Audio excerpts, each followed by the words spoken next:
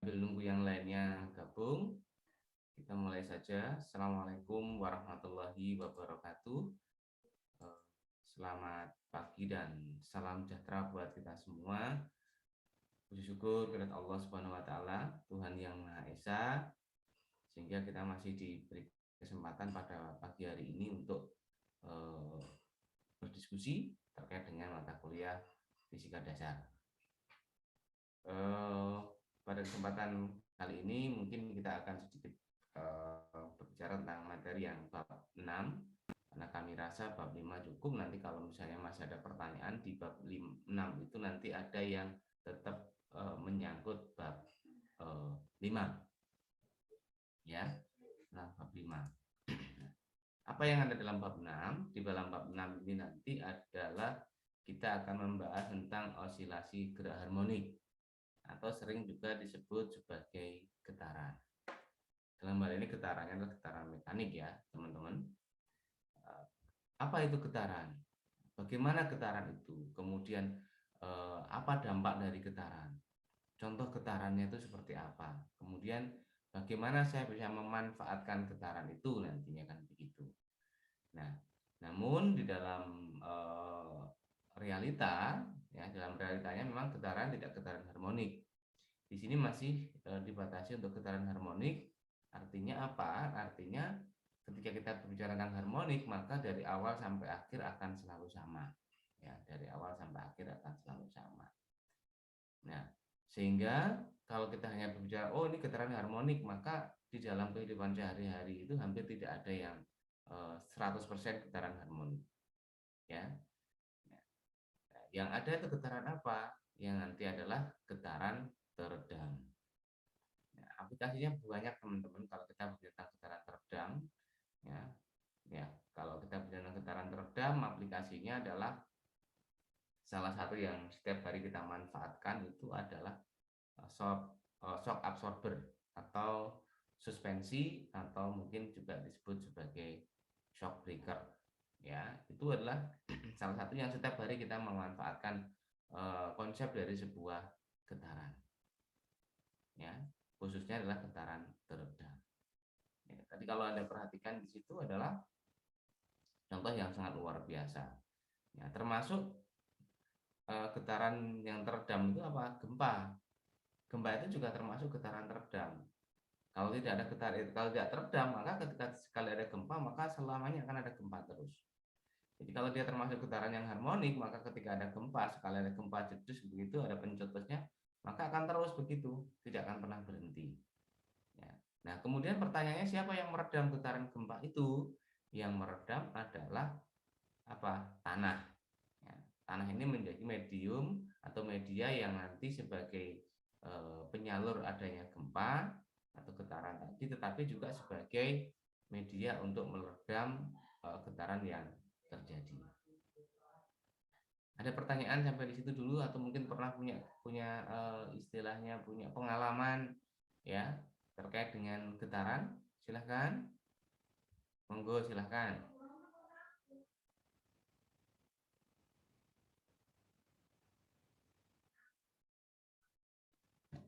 Oke, belum? Atau mungkin Pak, apa yang terjadi atau bedanya apa getaran yang teredam pada mobil misalnya? Kalau kalian pernah melihat di situ ada air suspension misalnya, kalau bus itu ya, air suspension. Bedanya apa dengan air suspension dengan yang lainnya? Ya, itu nanti pada konsep redamannya. Jadi ketika dia pakai getaran dengan air suspension itu adalah bahwa redamannya itu diatur sedemikian rupa sehingga ketika dia ada getaran sekali, misalnya naik bis lewat jalan yang berlubang atau jalan yang berombak begitu, yang bergelombang, maka getaran berikutnya itu diatur oleh sebuah katup udara ya, yang dihubungkan dengan sebuah balon udara, sehingga nanti redamannya bisa diatur sehingga tidak akan berulang getaran yang terus berulang begini tapi langsung hilang. Itu konsepnya. Jadi mengapa kok lebih nyaman menggunakan itu, termasuk kalau misalnya kita naik kendaraan, bedanya apa? salah satu bedanya dari kendaraan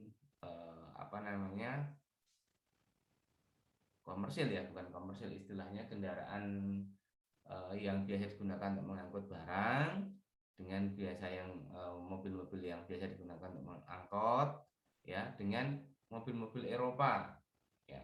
Wah, ini harganya bisa 10 kali 20 kali lipat. Salah satunya adalah mereka menawarkan tingkat kenyamanan.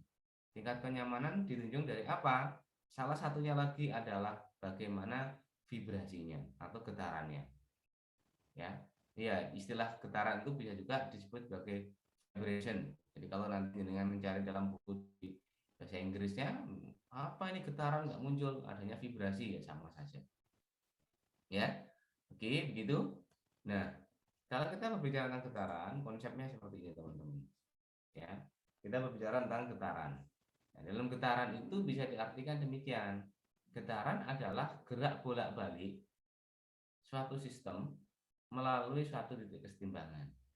Jadi kalau Anda perhatikan di situ ada 3 buah contoh, ya, 3 buah contoh sistem yang bergetar.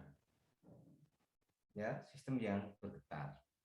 Duh, Pak, katanya tadi realnya tidak ada yang harmonis, ya.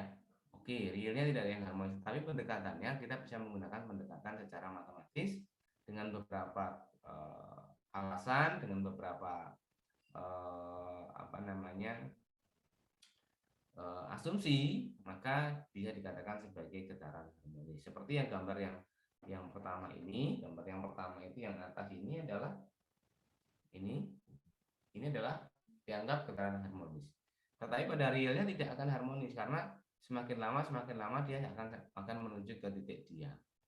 Ya, gerakan bolak-balik melalui titik kesetimbangan. Pertanyaannya sekarang adalah apa itu titik kesetimbangan? Ayo, siapa yang bisa menjawab? Titik kesetimbangan. Ya, berarti kita masih harus melihat kembali bab 5. Ya. Jadi tidak selesai bahwa ketika kita masuk bab 6 bahwa bab 5 ditinggalkan, tidak. Ya, tidak. Jadi bab 5 tetap dipakai, ya. Terutama nanti masih ada yang namanya pusat massa, ya, ada gaya, ada torsi dan sebagainya. Ayo silakan. Apa itu titik kesetimbangan? Baru kemarin ini ya titik kesetimbangan, titik yang bagaimana? Silakan. Izin menjawab, Pak. Ya, silakan. Monggo. Siapa ini? Mas Andreas atau Mbak Maharani dulu? Andreas dulu, Pak. Oke, silakan Mas Andreas. Izin menjawab, Pak. Titik kesetimbangan itu titik di mana benda itu akan berada posisi diam, Pak. Oke, berada pada posisi diam. Baik. Mbak Maharani, ayo silakan. Izin menambahkan, Pak. Kalau di titik kesetimbangan itu gaya yang bekerja pada benda sama dengan 0. Oke, gaya yang bekerja pada benda sama dengan 0. Oke, Mbak Suksma, Mbak Siwi. Kurang lebih sama, Pak. Jadi titik keseimbangan merupakan Kecil, titik Mbak. di mana. Mbak Siwi kecil. Halo, Pak. Monggo. Sudah terdengar, Pak? Sudah. Nah, gini. Nah. Titik kesetimbangan itu merupakan titik di mana benda berada pada posisi diam atau tidak ada gaya yang bekerja. Jadi kurang lebih sama, Pak. Oke. Ada yang lainnya lagi? Ayo, yang lainnya. Baik. Titik kesetimbangan. Kemarin kita berbicara tentang kesetimbangan.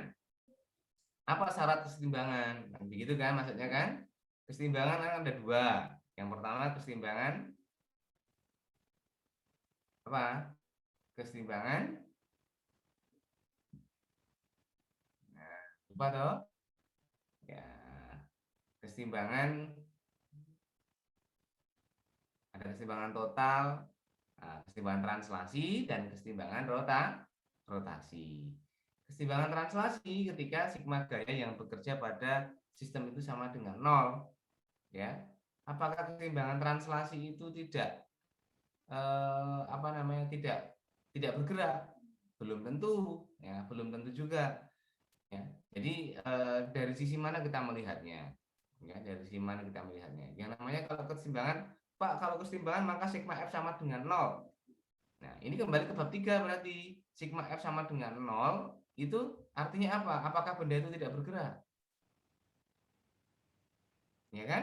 Oh, sigma F sama dengan 0, maka benda itu bisa diam atau dia bergerak dengan kecepatan tetap. Ya. Jadi ketika di situ maka jadi masih ada koma. Artinya koma inilah yang nanti akan membuat kita lebih memahami. Yang dikatakan kesetimbangan, ya kesetimbangan bahwa kalau kesetimbangan translasi maka sigma F sama dengan 0. Artinya benda tidak bertranslasi. Bertranslasi misalnya contohnya begini, kalau misalnya dengan punya sepeda motor, kemudian di jagang tengah, ya, kemudian rodanya diputar. Apakah roda itu bertranslasi? Ya, tergantung. Kita melihatnya dari sisi mana. Kalau satu titik yang berada di pinggir roda atau di rodanya itu dia akan bertranslasi. Ya, dia berotasi dan bertranslasi tentunya. Ya, tetapi kalau kita tinjau secara sistem, ketika kita jagang standar 2, standar tengah begitu, meskipun kita berputar, maka kan sepeda motornya tidak akan bertranslasi. Ya, jadi dia berotasi, tetapi dia tidak bertranslasi.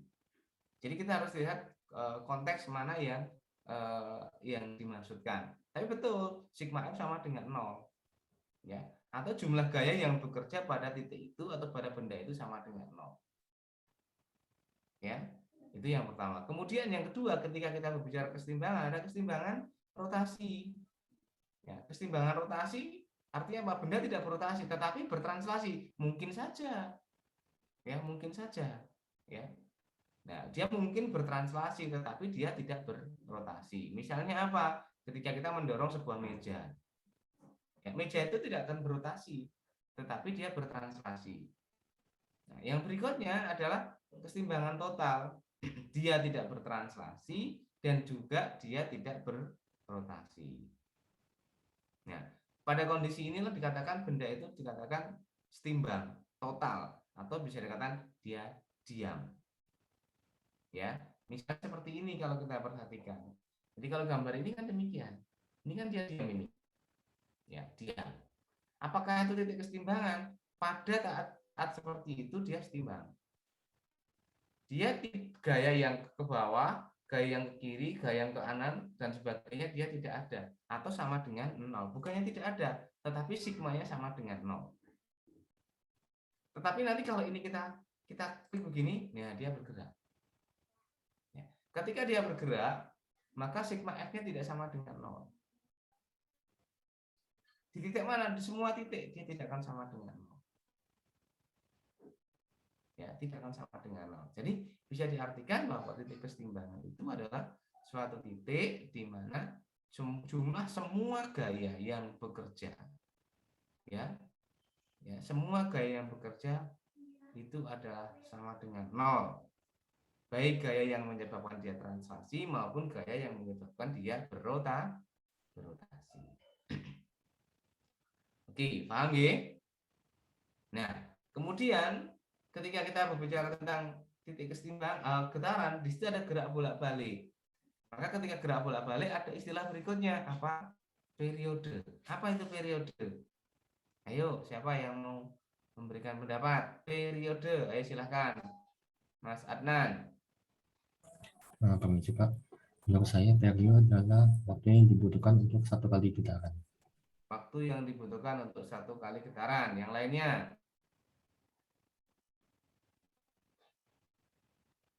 Sama?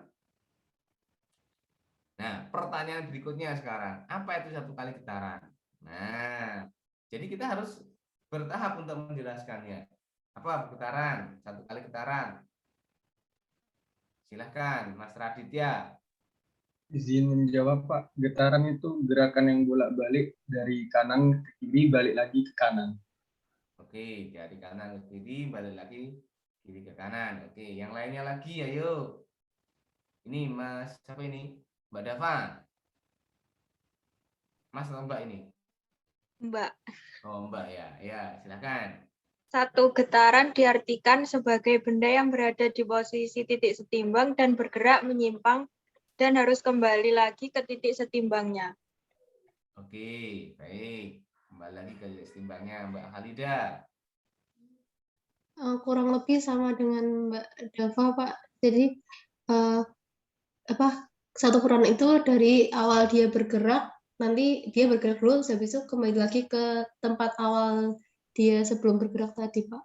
Oke, baik. Ada lagi? Silakan. Baik. 1 kali getaran. Nah, mulai dari titik awal, kemudian dari kiri ke kanan sampai ke kanan lagi dan sebagainya. Banyak pendapatnya. Ya, jadi lupa terus gimana? Apakah salah? Tidak salah. Cuma ada harus dilengkapi. Ya. Jadi 1 getaran itu adalah gerak bolak-balik dari satu titik kembali ke titik tersebut, tetapi dengan apa? Melewati 1 lembah dan 1 bukit. Jadi kalau hanya dari 1 titik kembali ke titik lagi kurang tepat. Contohnya apa? Kalau misalnya kita dari B menuju ke A, terus kembali lagi ke B. Berarti itu sudah dari 1 titik setimbang kembali ke titik setimbang lagi. Ya kan? Maka dikatakan gerak bolak-balik melalui titik kesetimbangan. Ya, di mana titik kesetimbangannya dalam sistem ini yang paling timbang ketika tidak ada gaya luar yang bekerja ya di titik B itu. Tidak ada gaya luar yang bekerja, dia diam, sudah di situ. Kemudian ketika kita kasih gaya, entah kita pukul begitu, dia akan bergerak ke sana. Seret, balik ke sini. Ini harus melalui, bukan kembali. Ya, harus melalui titik kesetimbangan dan kembali ke titik tersebut. Ya. Nah, diilustrasikan ya, Anda perhatikan di sini. Di sini ada apa? Nah, ilustrasinya begitu. Jadi yang dikatakan 1 kali getaran itu adalah proses yang dialami dari titik ini naik, kemudian melalui ke sini lagi, balik sampai sini. Maka di sini ada T-nya itu kan? Ya, kalau Anda perhatikan dia akan melalui 1 apa? 1 lembah dan 1 bukit. Ya. Jadi tidak hanya dari 1 titik kembali ke titik yang itu lagi, bukan. Ya, tetapi harus melalui 1 lembah dan 1 bukit. Nah, ini beberapa contoh kalau misalnya ini seperti ini juga demikian. Nah kan, seperti ini. Ya. Kemudian ini getaran pada pegas, ini contoh saja.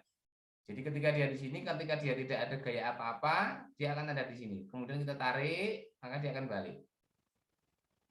Nah, apa sebenarnya yang menyebabkan dia kembali? Misalnya begitu, nanti kita akan coba lihat. Nah, kemudian di dalam getaran itu juga ada parameter yang lain, yaitu frekuensi. Apa itu frekuensi? Ya, silakan Mas Rivaldo. Baik Pak, izin mencoba menjawab. Frekuensi itu menurut saya jumlah osilasi persatuan waktu, Pak. Oke, jumlah osilasi persatuan waktu.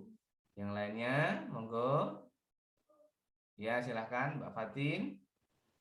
Izin menjawab, Pak. Frekuensi itu besaran dari seberapa banyak getaran yang dihasilkan selama 1 detik, Pak. Oke, selama Terima kasih, Pak. Oke, baik. Frekuensi bisa diartikan jumlah ya.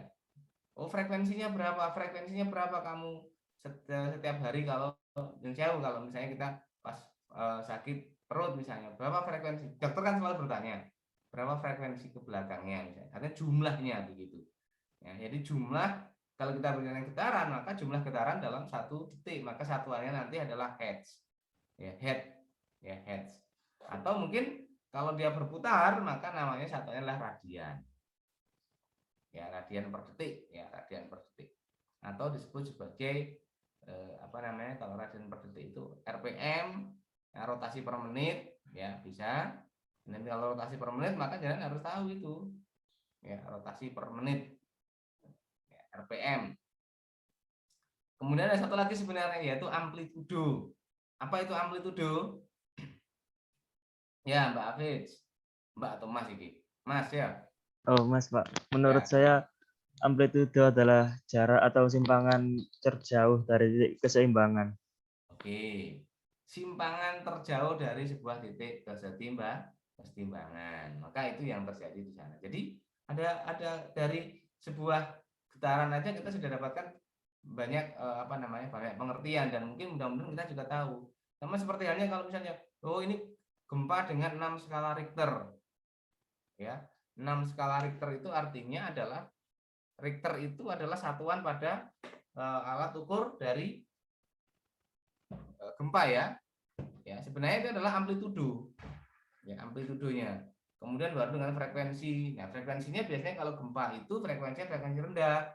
Jadi kira-kira di bawah 5 Hz. Jadi dalam 1 detik itu yang ada itu cuma sedikit, tetapi apa? Karena mediumnya yang bergetar itu adalah tanah, maka meskipun pelan saat 5 Hz, maka terasa cukup keras.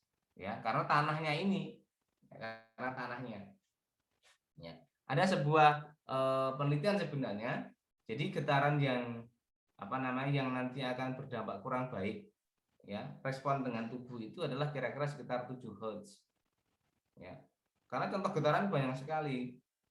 Sebagai contoh adalah yang kita alami, yaitu apa? Udara yang bergetar yang nantinya akan menghasilkan apa? Sebagai medium untuk suara. Ya, ada speaker, ada suara. Suara ini sebenarnya juga apa? Getaran. Getaran mekanik, tetapi mediumnya adalah udara. Jadi udara itu akan ditembak oleh sebuah suara yang kita keluarkan dari mulut kita atau sumber suara, di mana udara itu akan mengalami pemampatan, perenggangan. Jadi energinya yang bergerak, bukan udaranya bergerak. Ya, akhirnya nanti sampai pada telinga kita. Itu contohnya. Banyak sekali hal yang bisa kita lihat. Ada pertanyaan dulu, monggo silahkan terkait dengan preambul atau pembukaan terkait dengan getaran. Silakan kalau ada, Pak, saya pernah menjumpai begini, Pak, ini bagaimana, dan seterusnya. Monggo kalau ada yang ingin tanyakan dulu sebelum kita masuk pada materi dari getaran secara khusus.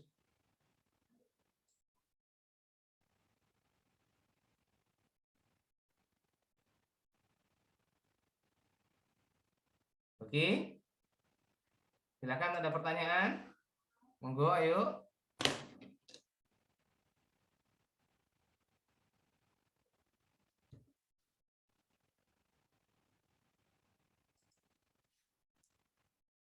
Baik, lanjut ya. Oke, kalau tidak ada pertanyaan kita lanjutkan. Nah, apa yang menyebabkan dia kembali, ya, supaya dia harus kembali ke pusat titik kesetimbangan, itu yang disebut sebagai adanya hukum Hooke. Kalau teman-teman pernah dengar, apa itu hukum Hooke? Ya, jadi ketika ada sistem, ya, sebenarnya kan getaran terjadi karena adanya sistem elastis, ya. Jika gaya yang bekerja pada sebuah pegas atau benda elastis, maka benda tersebut dapat kembali ke bentuk semula atau asal dia tidak melampaui batas elastisitasnya. Apa yang menyebabkan itu? Yang menyebabkan itu disebut sebagai gaya pemulih. Satu gaya yang menyebabkan benda elastis itu untuk kembali pada posisi setimbangnya. Itu adalah hukum Hooke. Jadi kalau misalnya contoh ilustrasinya sebenarnya tadi ada. Jadi kalau misalnya kita punya seperti ini, kita punya pegas. Nah, ini kondisi diam, atau mungkin Pak, pegasnya kok pakai, ya tidak apa-apa lah. Yang penting untuk ilustrasi saja, ya. Kemudian ini saya tarik. Ini ada kaca gaji gaya F. Nah, pegas ini kan punya elastisitas. Elastisitas pegas itu ditandai dengan adanya konstanta kekakuan atau K. Ya, maka ketika ini saya tarik gaya F, maka pegas ini karena kekakuannya ini, maka dia akan melawan. Ya, dia akan melawan. Kemana melawannya? Dia akan mendekati ke sana. F. Nah, besarnya gaya F ini nanti berdasarkan hukum Hooke itu adalah sebanding dengan apa? Perubahannya. Delta X-nya. Ya. Jadi gaya F ini, ya, kayak kita berikan gaya F ini, gaya tarik ini, maka gaya F kecil ini yang diakibatkan oleh kekakuan pegas ini akan berusaha untuk melawan. Nah, ketika gaya ini belum saya lepas di posisi ini, di posisi ini, maka di sini adalah sigma F sama dengan 0. Ya. Sistem tidak bekerja, tidak berubah apapun. Ya. Maka kalau dari sini, maka di titik ini, maka F min F kecil ini akan sama dengan 0. Nah, baru setelah ini saya lepaskan, maka F kecil inilah yang akan menyebabkan dia akan berosilasi. Ya, ada pertanyaan sampai di situ, monggo. Nah, besarnya F ini, F kecil, gaya restore force ini, bahwa F itu akan sebanding dengan delta X-nya. Nah, perbandingan ini sebenarnya nanti adalah ada kesebandingan, maka kesebandingannya akan sama dengan K kali delta X. Itu disebut sebagai gaya pemulihnya atau kesebandingan antara simpangannya. Semakin besar simpangannya, maka semakin besar gaya pemulihnya. Semakin kaku dari sebuah pegas, maka semakin besar gaya pemulihnya. Contohnya kalau jenengan punya sepeda motor, shockbreaker sepeda motor. Ya, shockbreaker sepeda motor itu ya ketika semakin kaku, misalnya sudah semakin nggak nyaman, itu kan dia sudah sangat kaku itu, maka dia akan semakin nggak nyaman, getarannya akan semakin besar. Ya, getarannya akan semakin besar begini ya, semakin nggak nyaman. Tetapi kalau simpangannya juga kecil, juga nggak begitu nyaman. Jadi antara K dengan delta X itu sesuatu yang akan coba untuk diatur. Makanya kalau misalnya di dalam sepeda motor itu, kalau misalnya getaran yang biasa itu kan begini. Kalau kita punya sepeda motor atau mobil, nah ini artinya ketika seperti ini maka ini harmonis.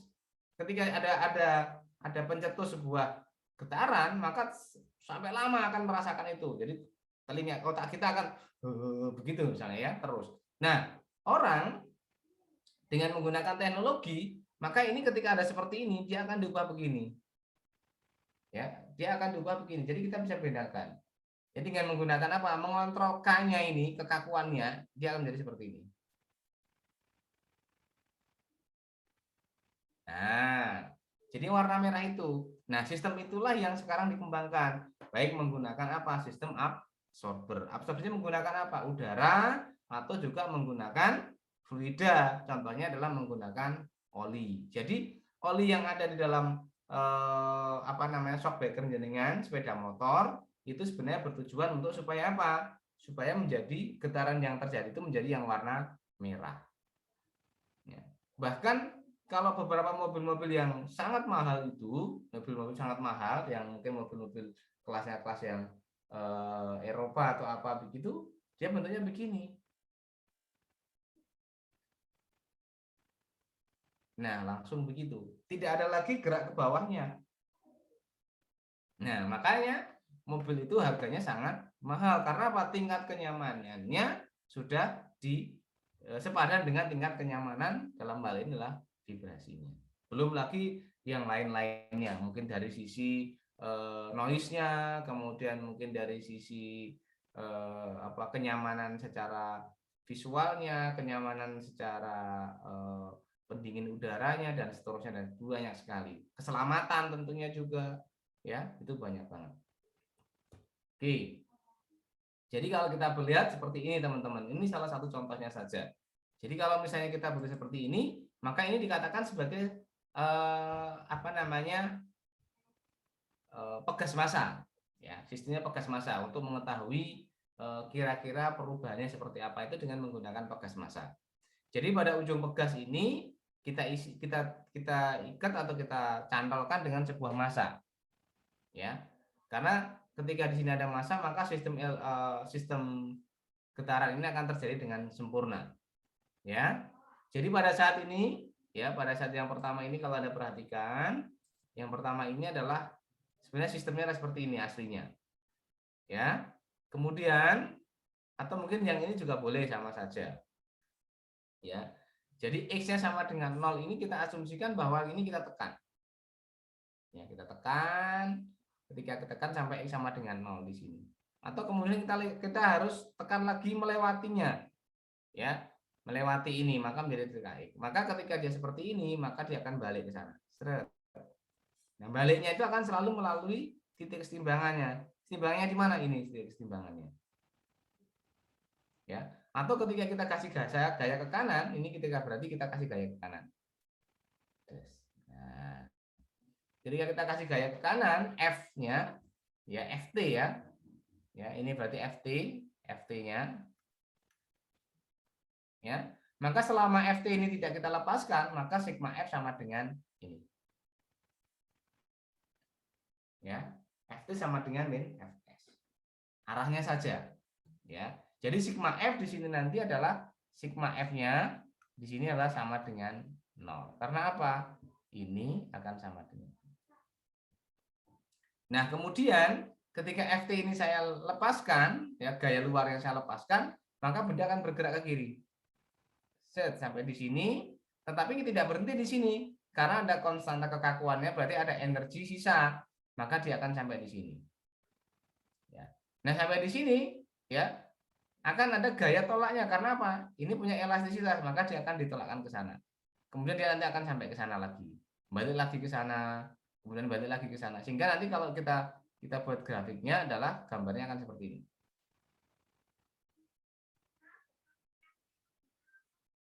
Nah, itu yang terjadi simpangannya. Nah, simpangannya itu akan kita coba akan evaluasi.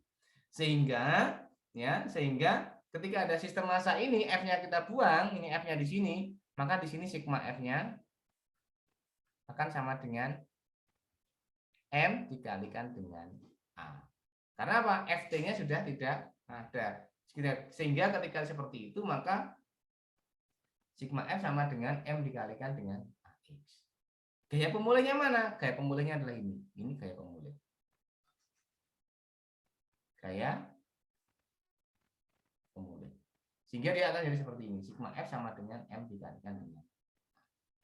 Ya. Jadi seperti ini. Ya, jadi sigma F-nya F sama dengan M dikalikan dengan A. Di sini adalah F-nya tadi F besar itu minus F, ya, F-nya F pegas sama dengan M dikalikan dengan A. Ini kan hilang, tidak ada kan? Maka ketika kondisi seperti ini, maka ini 0 min Fp-nya sama dengan M dikalikan dengan A. Fp-nya apa? Minus Kx sama dengan M dikalikan dengan A. Sehingga dia akan menjadi yang seperti ini. Nah, dari sini saya bisa pindahkan, dia akan menjadi ini. Nah, dari kondisi yang seperti itu, maka kita bisa secara matematis kita bisa lakukan apa? Kita lakukan dengan konsep matematis dengan bukan manipulasi tetapi dengan berbagai macam, maka persamaannya akan menjadi seperti ini. Nah, persamaan inilah yang dikatakan sebagai persamaan umum getaran harmonis untuk sistem pegas, ya. Atau ini juga disebut dengan kondisi seperti ini, maka persamaan menjadi bagaimana? Menjadi d kuadrat x per dt kuadrat plus ini menjadi omega kuadrat dikalikan dengan x sama dengan 0. Ya. Ya. Nah, dengan kondisi yang seperti itu, di situ ada omega. Apa itu omega? Omega adalah ini berarti omega kuadratnya sama dengan K per M. Atau omeganya sama dengan akar K per M. Bahwa omega itu adalah 2πf sama dengan akar K per M. Atau F-nya sama dengan 1/2π, 1/2π ya, akar K per M. Ini yang disebut sebagai apa? Natural frekuensi. Nah, natural frekuensi inilah yang menyebabkan kalau kita naik sepeda motor atau apa ketika ada gerun jalan atau yang jalan yang bergelombang, maka kita akan mengalami vibrasi. Ya. Itu adalah natural frekuensinya. Nah, natural frekuensi ini nanti akan berubah dengan cara apa? Kalau misalnya sistem seperti ini, pegas kayak gini, ya, maka yang dilakukan apa? Kalau dalam shock breaker itu, absorber itu, ini dikasih selubung, ya, dikasih selubung begini, kemudian ini dikasih dengan cairan atau fluida, atau mungkin kita perhitungkan dengan gesekannya. Kalau ada gesekannya bagaimana, Pak? Kalau ada gesekannya berarti kan jadi begini. Ini ada F, ini ada F kecil, F gesek ya. F geseknya, maka ini adalah F pegasnya. Ya. Nah, F gesek inilah yang menyebabkan dia akan teredam. Ini arah ke teredamannya. Ada pertanyaan sampai di situ? Ya, silakan, Gali. Izin bertanya, Pak. Untuk tadi F besarnya sama dengan 0 tuh di mana ya, Pak? Di sini. Jadi ketika F gaya tariknya ini masih ada, ya, masih kita tahan ini. Jadi di sini ditahan ya, ditahan. Ya, ini ditahan, maka kan benda kan diam. Ya, sigma F sama dengan 0. Ya. Jadi sigma F sama dengan 0 di titik ini sama. Ya. Ya kan? Loh, Pak, kalau di sini kok juga F sama dengan 0 karena dia X-nya yang sama dengan 0. Ya, tepat di titik kesetimbangan, titik kesetimbangan bahwa sigma gaya yang bekerja akan sama dengan 0. Tidak ada gaya yang ke kanan dan tepat di sini itu sama dengan 0. Tetapi ketika dia bergeser ke kiri, maka dari pegas ini akan memberikan perlawanan, dia akan mendorong dia kembali ke kanan. Ya. Mungkin begitu jawabannya Mas Gali, atau mungkin maksud pertanyaannya tidak demikian, monggo silahkan. Sudah, Pak, terima kasih. Oke. Jadi kalau dia sigma F-nya ini, FT-nya ini, F tariknya ini kita lepas, maka benda ini menjadi sigma F sama dengan M dikalikan dengan A. Karena apa? Benda akan bergerak. Ya kan? Jadi gerakannya bagaimana? Dari diam kemudian dia bergerak, maka menjadi M dikalikan dengan AX. Sebenarnya sigma F sama dengan 0 ini karena bendanya diam. Ini diam di sini. Diam, maka A-nya sama dengan 0. Oke, ada lagi? Silakan. Ayo, monggo. Ya, aplikasinya seperti yang saya katakan tadi. Ya, jadi kalau misalnya kita punya shock breaker, shock absorber, ataupun bahkan kendaraan yang atau bis kalau dengan lihat air suspension. Apa maksudnya air suspension? Jadi suspensinya di sana memang masih ada pegas kecil, kemudian di dalamnya sudah diatur dengan menggunakan udara. Jadi ada balon udara yang nantinya akan mengatur katupnya. Ya, ketika ada getaran itu dia akan diatur secara perlahan supaya dia tidak getarannya berlarut-larut. Ya, sehingga menjadi getaran yang teredamnya sangat seakan-akan tidak ada getaran. Jadi kalau dengan Anda bisa bedakan naik bis Bummel, bis biasa dengan bis yang AC dan sudah ada air suspension. Ya, maka ketika kita naik kendaraan bis yang sudah air suspension, meskipun melewati jalan yang bergelombang atau berlubang, seakan-akan ya kita santai aja, tidur ya nyenyak saja. Meskipun ada orang yang pakai bis yang biasa pun tidurnya tetap nyenyak meskipun ada jalannya bergelombang. Ya itu sudah beda. Ya. Oke, ada pertanyaan lagi? Belum ya? Lanjut ya. Lanjut. Itu dalam pegas demikian. Nanti kita akan lihat dari sisi energinya bagaimana. Nanti akan masuk pada bagian yang berikutnya. Nah, kemudian ketika kita berbicara tentang pegas yang tadi, ya ini kita sudah dapatkan ini persamaannya ini. Ini disebut sebagai persamaan umum getaran harmonis selaras. Ya, persamaan umum getaran harmonis selaras. Dari getaran ini nanti kita kan tadi dapat gambarnya. Gambarnya kan begini ya. Dari sini. Nah, bentuknya kan seperti ini. Ya, ini kita anggap seperti ini. Ini adalah amplitudenya tadi yang kita bahas bersama tadi. Kemudian di sini adalah periodenya. Ya kan, tadi kan periode kan ya. waktu yang dibutuhkan untuk satu kali getaran. Satu kali getaran adalah lintasan yang dibentuk ya dari suatu getaran ketika dia mencapai satu lembah dan satu bukit. Ya, dari sini kembali ke sini. Ini kembali ini melalui lembah, dia kembali ke atas. Maka kalau ini saya jumlahkan dengan ini menjadi satu bukit. Maka ada yang namanya amplitudo, ada nanti adanya periode atau nanti juga akan ada frekuensi di mana F sama dengan 1/T ya. Nah, dengan kondisi yang seperti ini maka bentuknya apa?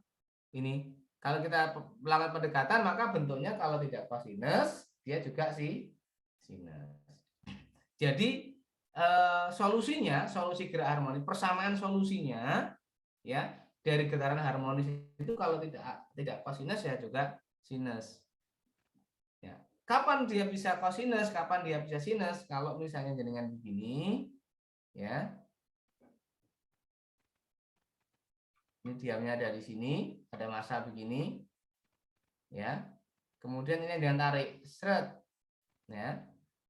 Kemudian dia ada di sini. Kalau sistemnya gambarannya begini, maka ini akan kosinus. A kosinus. Karena T sama dengan 0, maka X sama dengan adalah A. Ya, karena ini simpangannya ini adalah dianggap sebagai A-nya ya. Tetapi kalau dia sinus, gambarannya Pak, bedanya di mana? Maksud saya kan begitu. Bedanya begini. Jadi kalau misalnya begini, ada di sini kan ya. Kemudian yang berikutnya adalah dia dari sini. Karena apa? Kita kasih gaya. Ya, kita kasih gaya T sama dengan 0-nya dari sini. T sama dengan 0-nya dari sini.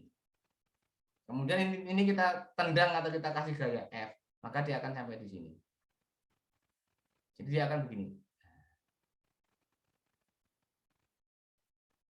Ya, maka ini nanti ketika dia ini dilepaskan dia akan begini. Ya, maka ini dikatakan maka ini adalah A sin. Karena apa? T sama dengan 0 maka X sama dengan 0. Ya. Jadi nanti Pak bedanya dari mana kan begitu. Ya. Nah, kemudian ini ada apa? Fase. Fase ini adalah kondisi awal. Jadi kondisi seperti ini A cos ini sebenarnya saya bisa lakukan pendekatan dengan sinus. Jadi A cos omega T itu kan juga akan sama dengan A sin omega T plus 90 derajat. Dengan kondisi ini maka 90 ini dianggap sebagai atau fase awal. Ada pertanyaan dulu sampai di situ, monggo silahkan. Sehingga nanti kalau misalnya kita mendapatkan, Pak, omeganya dari mana ya? Omeganya itu adalah jangan harus cari. Ini harus sama. Ini adalah kalau X, ini juga harus X. Maka kalau ini seperti ini, maka sudah memenuhi persamaan umum getaran harmonis selaras. Pak, apakah ada nanti selain X? Ada. Nanti kita akan masuk pada bahwa D kuadrat theta per dt kuadrat, ini harus plus, ini juga harus ada omega, ini juga harus theta, ini harus sama dengan 0. Jadi harus sama ini dengan ini. Maka yang di depannya ini bisa anggap sebagai omega kuadrat. Ya, begitu. Ada pertanyaan dulu, monggo silahkan.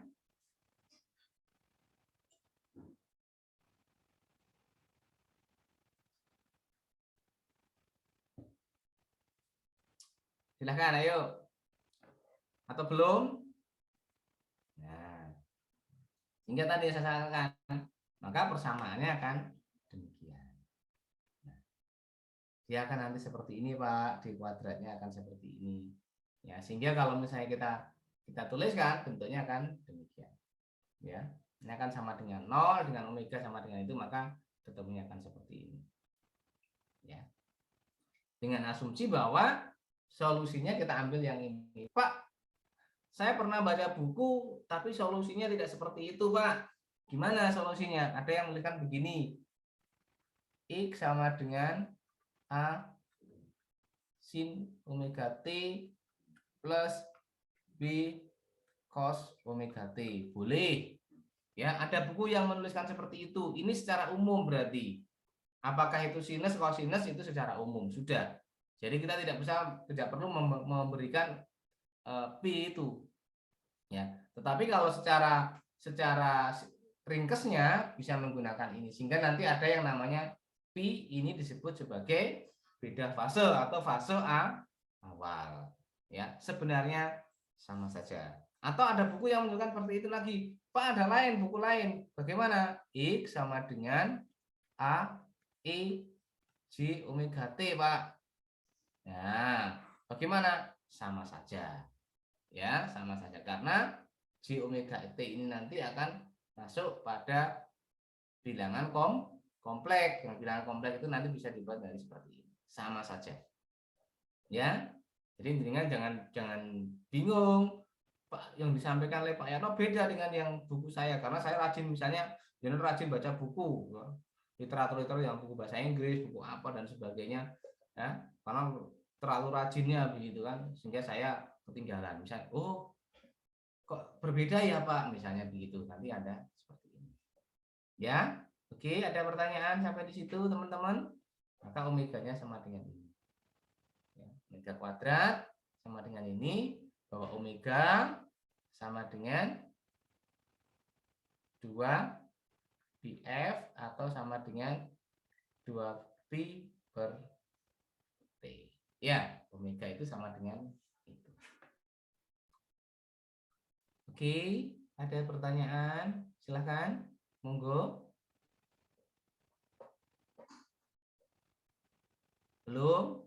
Ya, wis. Selanjutkan. Nah, bagaimana kalau misalnya pegas itu dilakukan susun secara seri? Ya. Jadi kan terkadang kita menjumpai susunan pegas secara seri. Ya. Nah, ketika secara seri maka seperti ini teman-teman. Jadi kalau ini saya kasih gaya F ke bawah, maka pegas ini akan memanjang.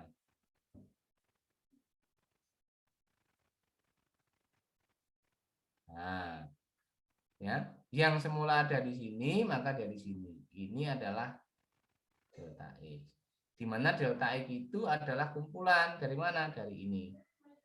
X1 dan yang ini nanti akan ada X2. Bahwa delta X-nya total sama dengan X1 plus X2. Ini kan? Sehingga kita asumsikan bahwa gaya tarik yang dialami tiap pegas sama besar. Sehingga F1 sama dengan F2. Dan gaya tarik ini sama dengan gaya tarik yang dialami oleh pegas pengganti. Ya, sama kan?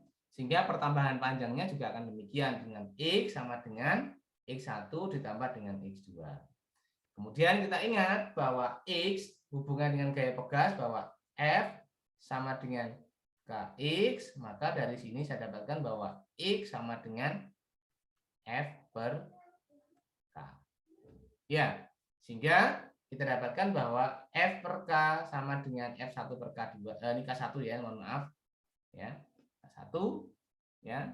Kemudian ditambah dengan F2 per K2 dan seterusnya, sehingga karena F-nya sama maka akan didapatkan seperti ini. Nah, sehingga dari situ kita dapatkan bahwa K-nya ini akan jadi sepernya. Jadi semakin banyak pegas yang disusun secara seri, maka kekakuan pegas itu akan menjadi semakin kecil. Ya, maka akan semakin kecil. Ya, konstanta pegas yang terjadi. Ya. Ada pertanyaan sampai di situ?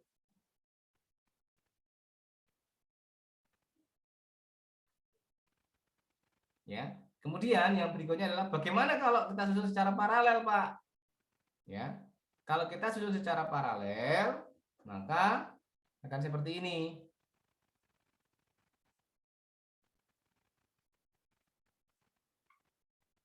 Nah, kita tarik dengan gaya F. Ya. Ketika kita kasih gaya F, ya sama.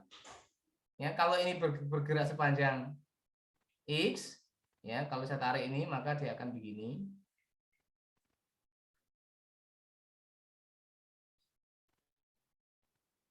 Kalau dia bergerak sejauh X, maka gara-gara F ini, maka ini akan sama dengan X1 dan akan sama dengan X2. Maka dia akan seperti ini.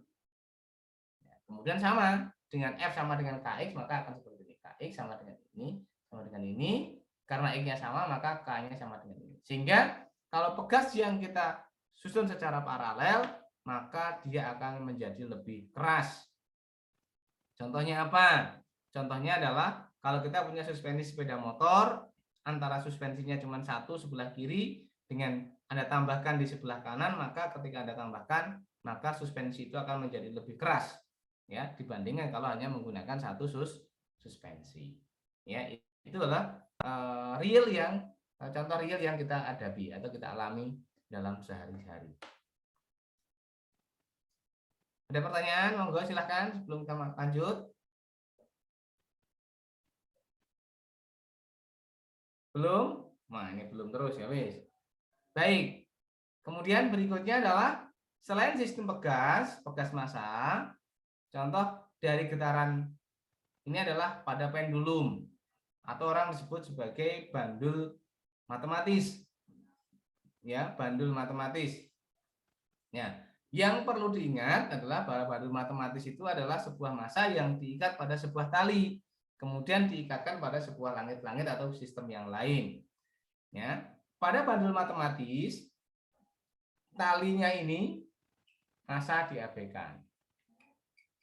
Massa tali diabaikan. Ya, massa tali diabaikan. Pak, kenapa kalau massa tali diabaikan? Karena untuk dalam perhitungan, ya, untuk memudahkan dalam perhitungan.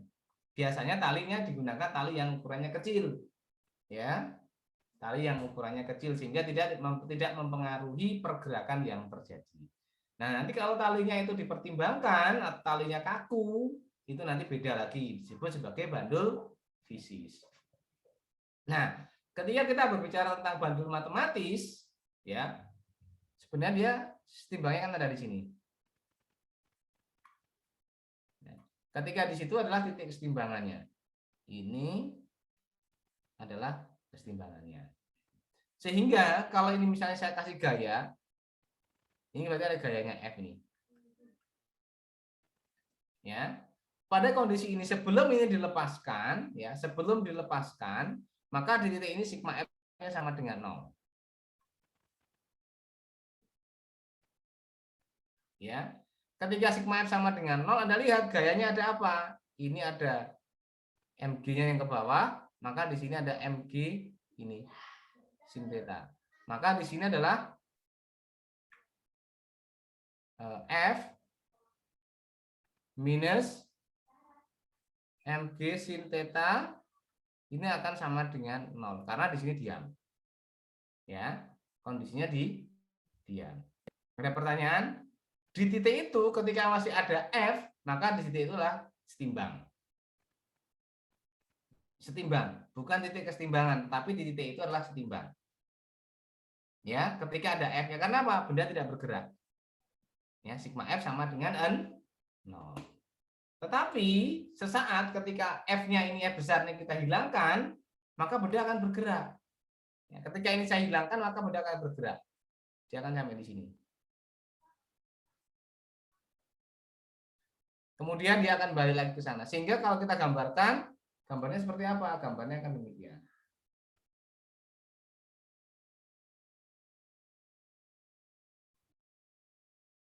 Nah, sama akan seperti itu. Jadi ketika dia gaya F-nya ini saya hilangkan, ini kita buang begini, maka akan jadi seperti ini. Nah, sehingga kalau dari situ kita lihat, di titik ini gayanya apa? Sigma F sama dengan. Ketika kita hilangkan, maka sigma F sama dengan apa? M dikalikan dengan A. Ya. Jadi sigma F-nya menjadi M dikalikan dengan A. Oke, ya. Sigma F-nya jadi M dikalikan dengan A. Ya. Oke, paham sampai di situ?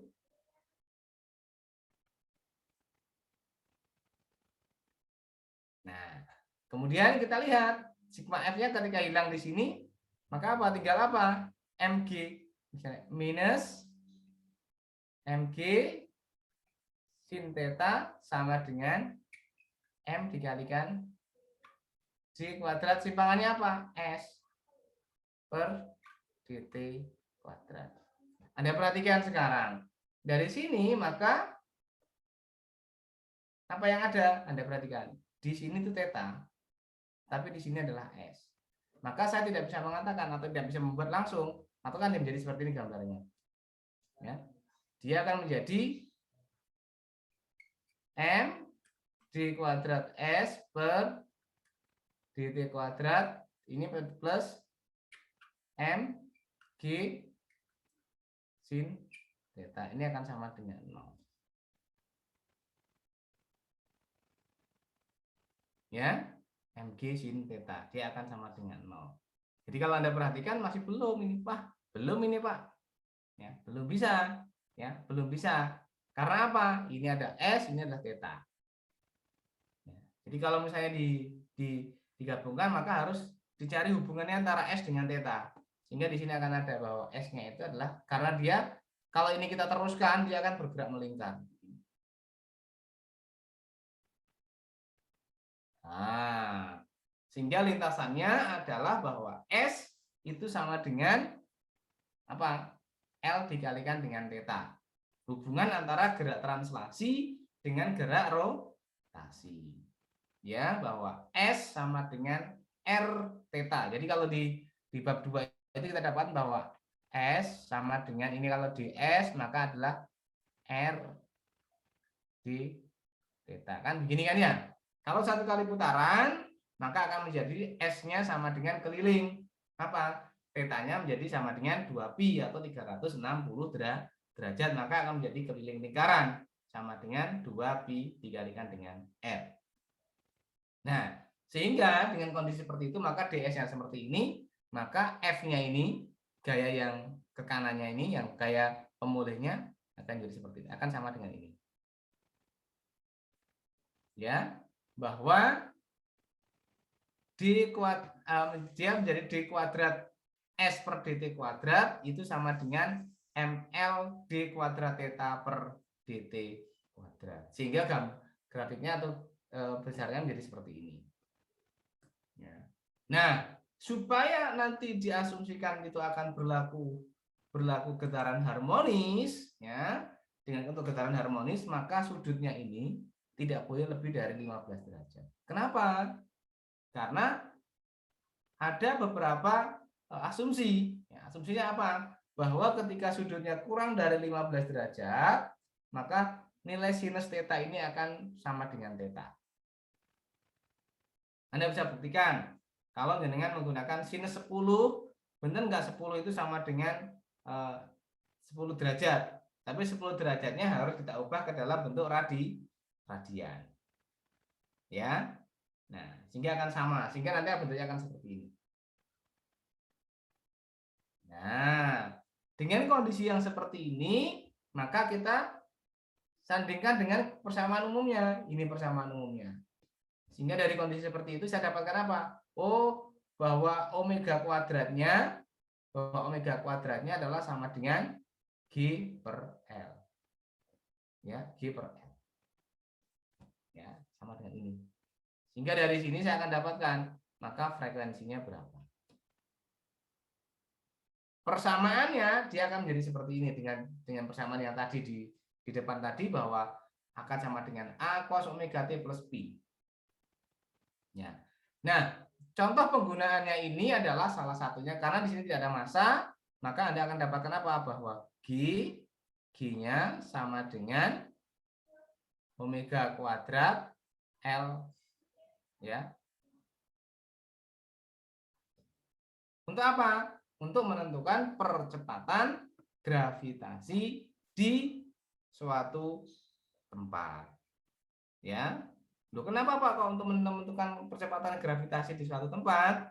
Karena percepatan gravitasi di suatu tempat itu akan berbeda-beda. Misalnya di Gunung Lawu dengan di Surabaya pasti akan berbeda. Apa yang menyebabkan perbedaan? Karena sebenarnya kan kemarin kita dapatkan bahwa F-nya sama dengan G besar M1 M2 per R kuadrat. Dimana R ini kalau gaya gravitasi itu adalah jari-jari terhadap atau jarak antara benda itu terhadap pusat bumi. Jadi kalau misalnya di Surabaya diasumsikan bahwa ketinggiannya terhadap air laut itu kira-kira sekitar 5 meter, maka ketika di Gunung Lawu itu kira-kira hampir sekitar 300 sekian, maka tentunya akan ada perbedaan. Jadi seperti itu. Monggo kalau ada pertanyaan silakan, ayo. Jadi bandul matematis. Ya, bandul matematis. Dan dalam bandul matematis itu apa? Bahwa dalam bandul matematis talinya masanya diabaikan, talinya kecil biasanya, tali kecil. Ya. Monggo silakan, ada pertanyaan. Jadi theta max-nya ini adalah simpangan terjauh. Ya, simpangan terjauhnya nanti tidak boleh lebih dari apa tetanya? Tidak boleh lebih dari berapa? 15 derajat. Itu bandul matematis. Berikutnya apa? Pak, bagaimana kalau talinya tidak diabaikan atau bahkan tali kaku, maka menjadi bandul fisis. Ya, di mana pada bandul fisis itu ini sistem yang benda kaku. Ini adalah benda tegar. Nah,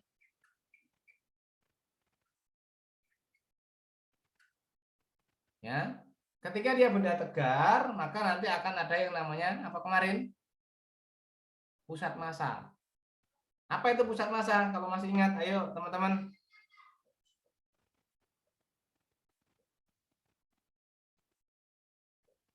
Nah, bandul fisis ini ada yang menyebutkan bandul torsi, juga ada yang mengatakan seperti itu. Ya, karena apa? Di dalam bandul fisis itu ada titik. Karena ini bendanya benda tegar, maka dia ketika dikasih perubahan apapun dia tidak akan mengalami perubahan bentuk. Ya, sehingga ketika kita harus buat osilasi harus ada pivot atau poros. Ya. Sehingga ketika kita punya poros, maka nanti akan ada apa? Yang namanya momen inersia. Karena dari momen inersia nanti kita akan dapatkan apa? Torsinya. Jadi kalau kita simpangkan ke kanan, maka akan ada torsi. Jadi Pak, gambarnya jangan seperti ya wes, gambarnya tak ganti aja. Gambarnya misalnya begini. Nah, saya porosnya dari sini. Ini saya pindahkan ke sana.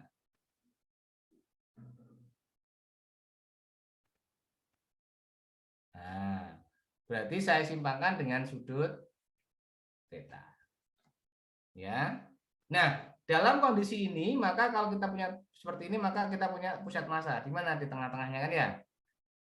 Tengah dari panjang ya. Ini cm-nya. Ketika saya geser, maka cm-nya akan ada di sini. Sentral mass atau pusat massa atau titik beratnya. Sehingga kalau kondisi seperti ini, maka apa yang terjadi? Ya. Jadi kalau misalnya kita asumsikan gambarnya kita ganti dengan supaya lebih mudah dengan garis saja. Kita ganti ya, dia jadi seperti ini. Maka pusat massa yang mulai di sini dia akan pindah ke sini. Nah, ini W-nya akan ada di sini. W dari batang itu. Nah, ketika ini saya kasih gaya ke kanan, ya gaya ke kanan, ya, maka dia akan kita kasih gaya kanan. Ya, ada gaya F. Nah, ketika gaya F ini belum saya hilangkan, maka di sini kan sigma F sama dengan 0. Ya, ini kita ginikan Pak, ya wis. Kita ginikan, kita proyeksikan, kita punya proyeksi. Dan ini adalah D-nya. Jarak antara pusat massa dengan poros. Ya, jarak antara pusat massa dengan poros. Maka sigma F sama dengan 0. Ya, karena ketika dilepaskan dia akan berotasi, maka bukan sigma F saja yang berada sama dengan 0, maka sigma torsinya yang akan sama dengan 0. Ya, kenapa sama dengan 0? Karena di sini sebenarnya adalah sigma torsi adalah M dikalikan atau I dikalikan dengan alfa.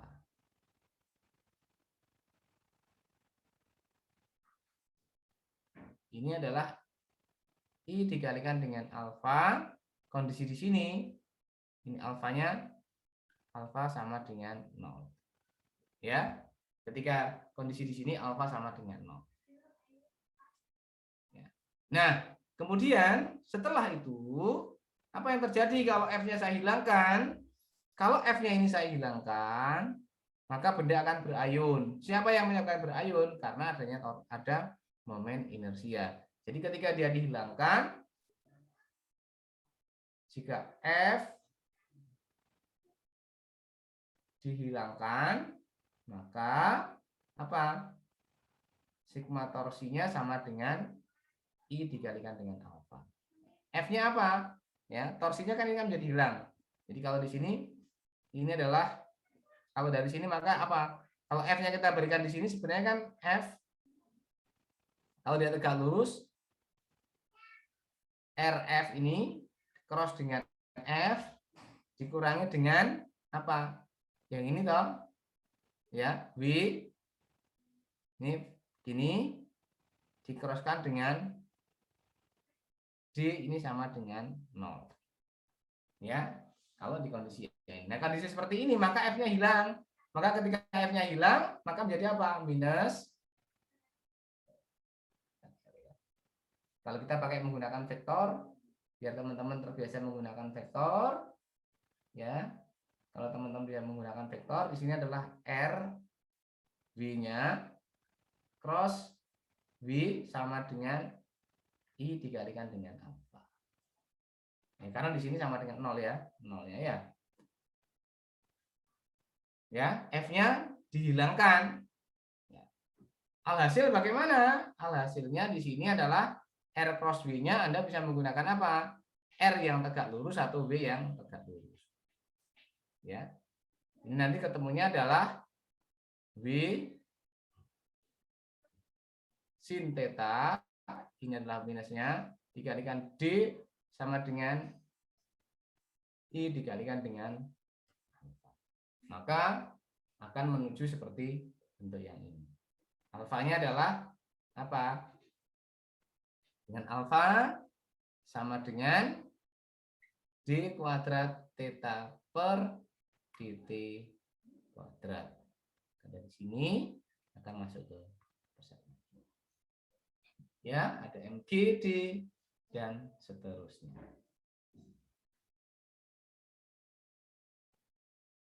Ada pertanyaan sampai di situ? Silahkan. Pak, bulat Pak, ruwet. Ya, nanti kita akan coba lihat. Dengan syarat yang sama, maka dia akan terjadi osilasi harmonik kalau tetanya kurang dari 15. Sehingga bentuknya seperti ini. Maka dari yang ini berubah menjadi. Sehingga dengan apa? Frekuensi sudutnya adalah MGD per I. Ya, MGD per I. Ada pertanyaan? Ayo silakan.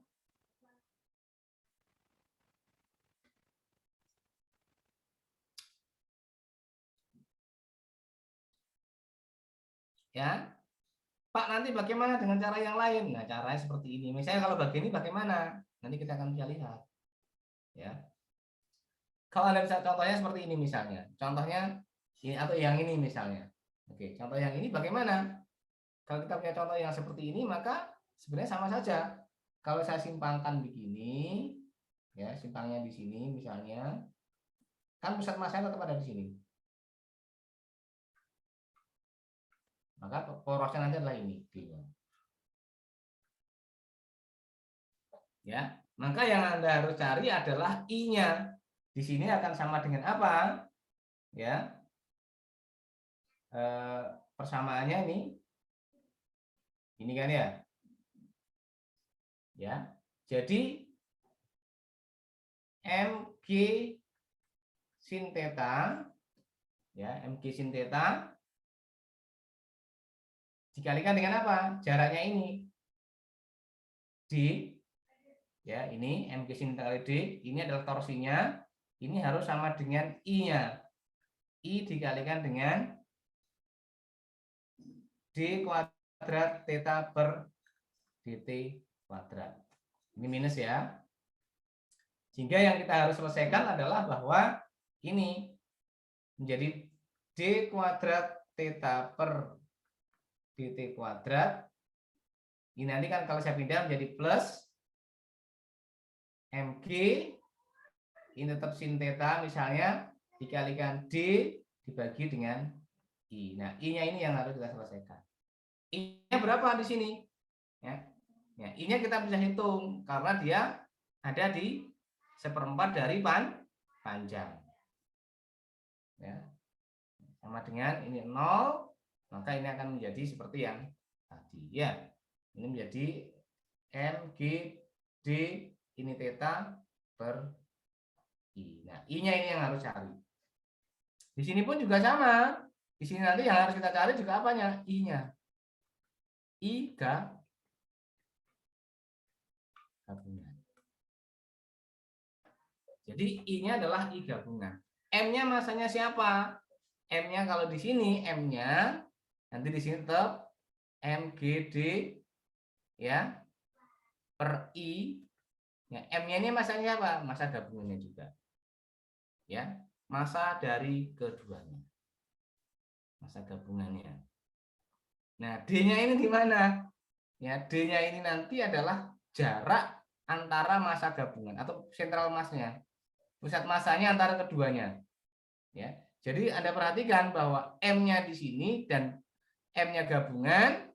M-nya ini adalah masa gabungan. Dan D-nya adalah jarak antara sentral massa ke poros. Ya, nanti jenengan bisa bisa coba di rumah. Oke, ada pertanyaan? Silahkan kalau ada pertanyaan. Bingung aku Pak, ya wes nanti ini saya akan berikan dulu slide-nya sehingga nanti bisa menjadi bahan untuk pertemuan berikutnya untuk kalau ada yang kurang jelas atau apa nanti kita bisa diskusikan kembali. Monggo, ada pertanyaan?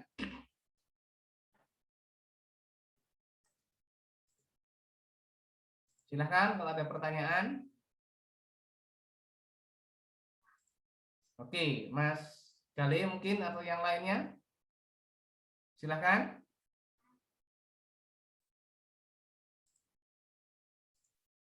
Monggo kalau ada pertanyaan.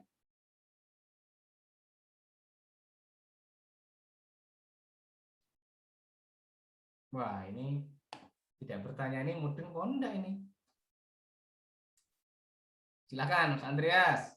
Izin bertanya Pak, itu yang untuk theta di bawah 15 derajat itu sin theta sama dengan theta itu ada penurunannya nggak Pak?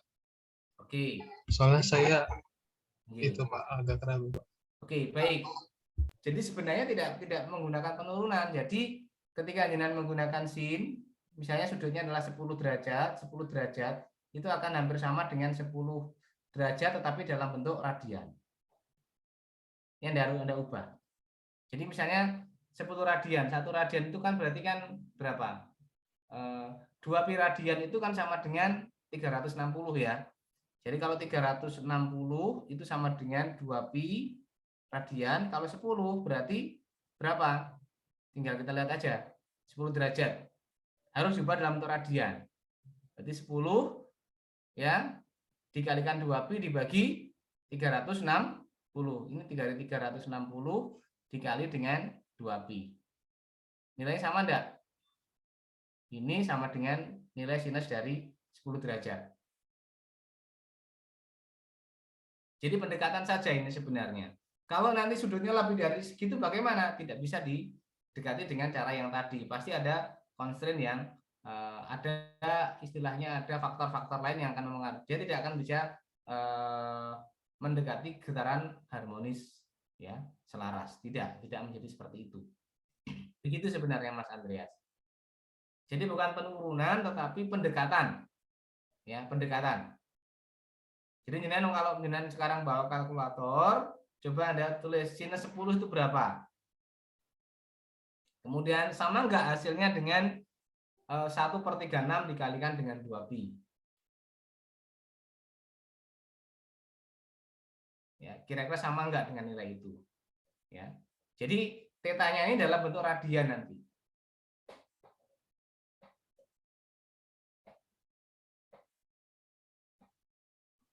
Oke, baik Pak. Terima kasih Pak. Jadi bukan penurunan tapi pendekatan. Ya, jadi pendekatan supaya dia menjadi apa? Menjadi getaran harmonis. Karena kalau getaran harmonis kan harus begini. D kuadrat per dt kuadrat plus ini harus omega kuadrat. Jadi kalau di sini x maka ini harus x.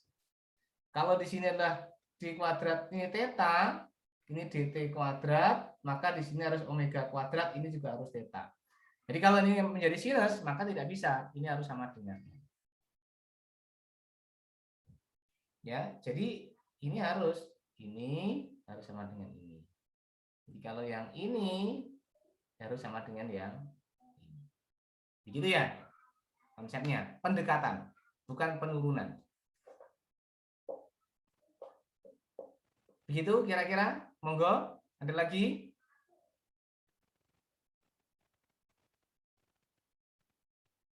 Nah, sebenarnya masih ada satu lagi bandulnya, yaitu bandul osilasol bandul puntir. Nah, bandul puntir ini biasanya dialami oleh kalau misalnya dengan lihat kren ya. Kren itu ketika dia mau menaikkan barang, kren yang mengangkat barang untuk bangunan-bangunan bertingkat itu, dia pakai tali itu, seling talinya. Ketika dia mengangkat dari satu titik ke titik yang lain, ada kemungkinan bahwa benda itu akan berputar. Ya, tidak langsung bergerak begitu, tapi karena talinya ini maka dia akan berputar. Jadi ketika pada posisi tertentu dia akan balik lagi. Berosilasinya berputarnya begini. Maka itu dikatakan sebagai bandul puntir atau bandul torsi. Bandul puntir boleh. Ya, maka dia akan torsinya akan tergantung pada kekakuannya ini.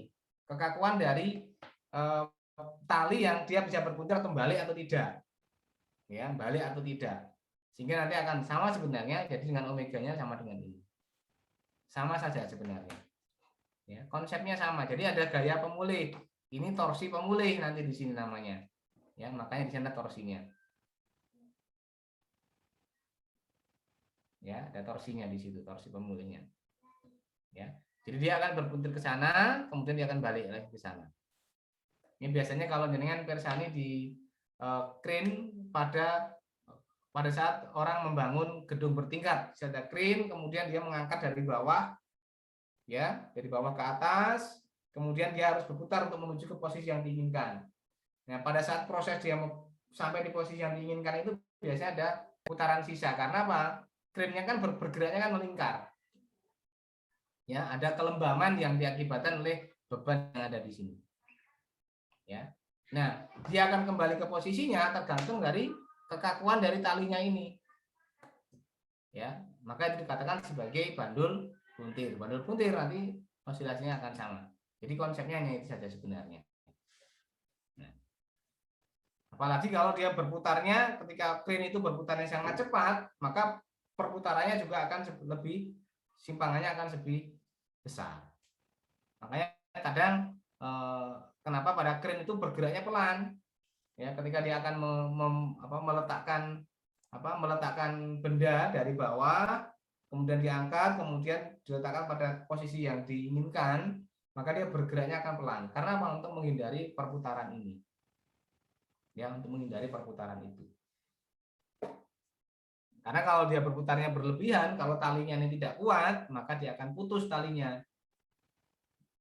Itu yang ditujukan ke sana. Ya, ada pertanyaan? Nanti kita masuk pada sudut fase. Ya, tadi seperti saya dikatakan fase awalnya. Bagaimana mendapatkan fase awalnya? Yang paling gampang pada saat T sama dengan 0, posisinya di mana? Nah, ini ada kecepatannya ya. Jadi kalau seperti ini kecepatannya bagaimana, percepatannya bagaimana, nanti kita bisa lihat bersama. Ya, kemudian ada energinya, kemudian ada beberapa contoh yang bisa diasumsi dikerjakan ini, kemudian nanti ada getaran yang gabungan, ya gabungan, ya gabungan yang seperti ini dan seterusnya, dan ini ada beberapa contoh yang mungkin nanti bisa dikerjakan.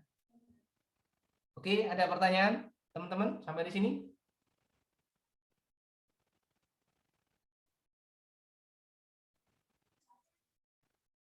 Monggo kalau ada pertanyaan. Baik, tidak ada. Baik, kalau tidak ada pertanyaan mungkin untuk pertemuan kali ini kita cukupkan. Insya Allah kita ketemu hari Kamis. Nanti ini materi saya akan share di Classroom. Saya mohon maaf untuk yang kemarin-kemarin untuk videonya belum sempat saya karena banyak sekali sesuatu yang harus saya kerjakan cukup banyak sehingga masih belum. Nanti insya Allah saya akan saya download dari Zoom-nya. Oke, mungkin itu yang dapat saya sampaikan untuk kali ini, teman-teman. Kurang lebih saya mohon maaf. Saya akhiri. Terima kasih. Assalamualaikum warahmatullahi wabarakatuh. Waalaikumsalam warahmatullahi wabarakatuh.